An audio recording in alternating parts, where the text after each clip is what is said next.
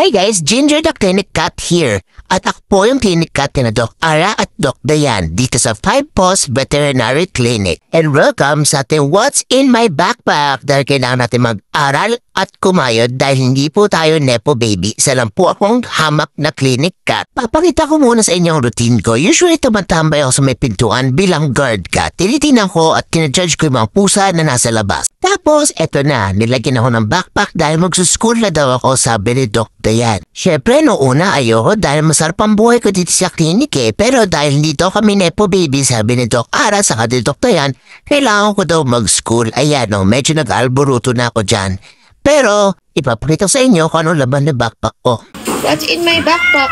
Ang una is meron tayong calling card for 5 Paws Veterinary Clinic dahil gala po ako, so alam niyo na kung sino kukontakin kapag nakita niyo ako. Next, may barya, pampamasahe sa tricycle. Sa main bulsa naman tayo. What you can see, dahil masipag ako estudyante, meron po ako notepad para dito po magkakalmot magsusulat ng notes ko sa school.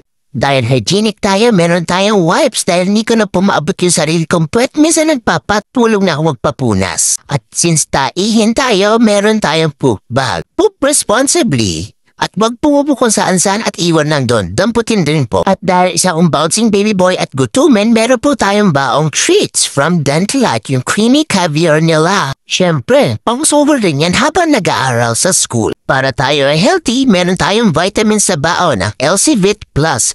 Favorite ko yan, kaya tayo mga lusog-lusog ko. Tigilaan ko pa yung bote bote pa lang masarap na. At hindi lang para sa akin, meron akong baon para sa handler ko. Ito kape para gising na gising siya habang nagbabantay sa akin sa school. At yun naman po yung laman ng aking backpack. Ready na po ako pumasok sa school. Yun lamang po, sana na-enjoy nyo itong video na to at sabihin nyo si Doc Ara na damihan pa yung videos about me. And if magkasakit kayo, mga fur babies, don't forget to consult your veterinarian.